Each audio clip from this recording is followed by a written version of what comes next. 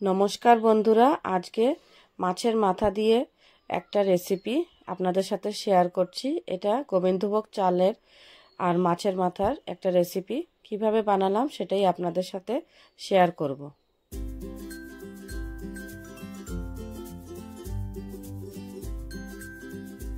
মাছের মাথা দিয়ে মুড়িঘণ্ট বানানোর জন্য এখানে আমি কিছু সবজি নিয়েছি অল্প একটু বিন, গাজর, মটরশুঁটি আর নিয়েছি কাজু, কিশমিশ, আর লাগবে গোবিন্দভোগ চাল।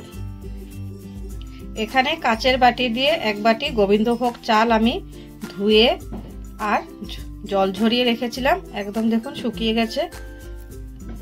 গোবিন্দভোগ চাল দিয়ে এই মাছের মাথার মুড়িঘণ্ট করলে খুব সুন্দর একটা গন্ধ ওঠে, ভালো লাগে গন্ধটা। কড়াই গরম বসিয়ে দিয়েছি, কড়াইটা গরম হয়ে গেছে। এখন দিয়ে দিচ্ছি সরষের তেল।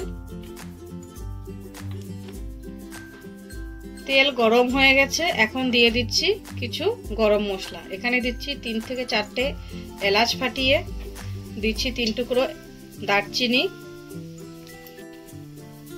আস্ত গরম মশলাটা ভাজা হয়ে গেছে, এখন দিচ্ছি অল্প একটু গোটা জিরে।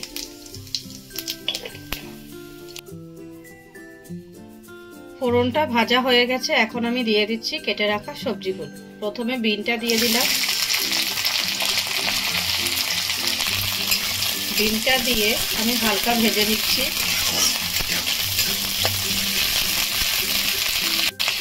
দিয়ে দিচ্ছি কেটে রাখা গাজর। গাজরটা দিয়ে হালকা ভেজে নেব। দিয়ে দিচ্ছি মটরশুঁটি। সবগুলো সবজি দেওয়া হয়ে গেছে, এখন একটু ভেজে নেব। কোনো ঢাকনা ব্যবহার করব না, ঢাকনা ছাড়াই এটা ভেজে নেব।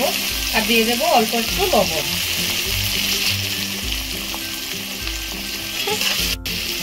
এই ভাজার তেলের মধ্যেই আমি একবারে কিশমিশগুলো দিয়ে ভেজে নিচ্ছি, আলাদা করে ভাজতে হবে না, এই ভাজাতেই হয়ে যাবে ভাজার তেলে।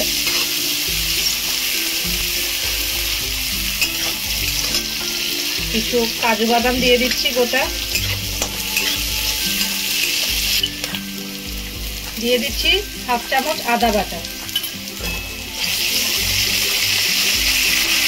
আদা বাটা দিয়ে হালকা ভেজে নিয়েছি, এখন দিয়ে দেব ঝরিয়ে রাখা গোবিন্দভোগ চাল, জল ঝরানো গোবিন্দভোগ চাল। চালটা দিয়ে আবারও ভালো করে ভেজে নেব।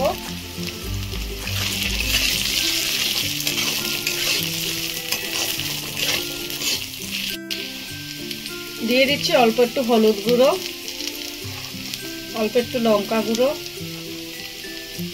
অল্প একটু জিরে গুঁড়ো। ভালো করে নেড়ে নেব।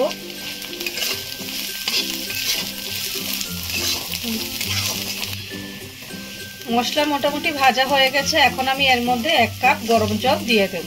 চালটাও ভাজা হয়ে গেছে, সবজিগুলো ভাজা হয়ে গেছে, এখন গরম জল দিয়ে দেব। জল দিয়ে ঢেকে দেব, চালটা যাতে সিদ্ধ হয়ে যায়। চালটা অনেকটাই সিদ্ধ হয়ে এসেছে, এখন আমি পরিমাণ মতো আর একটু লবণ দিয়ে দিচ্ছি, কারণ ভাজার সময় আমি খুবই অল্প পরিমাণে লবণ ব্যবহার করেছি, তো পরিমাণ অনুযায়ী লবণটা চেক করে দেবেন। দিচ্ছি অল্প একটু চিনি, চিনিটা দিলে স্বাদটা ব্যালেন্স হয়। আর একটু সিদ্ধ করে নেব যাতে জলটা শুকিয়ে আসে। রুই মাছের মাথা আগেই ভেজে রেখেছিলাম, সেই মাথা একটা দিয়ে দিচ্ছি। মাথাটা দিয়ে আর একটু চাপা দিয়ে রাখবো।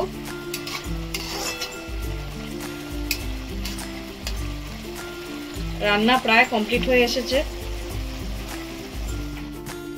নামানোর আগে দিয়ে দিচ্ছি অল্প একটু গরম মশলা গুঁড়ো।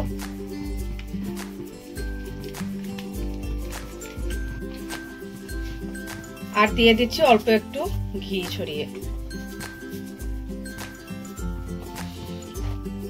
সবকিছু দিয়ে আরো 2 মিনিট আমি ঢেকে রাখছি। গোবিন্দভোগ চালের মুড়িঘণ্ট রেডি। এখন সার্ভের জন্য আমি নামিয়ে নেব।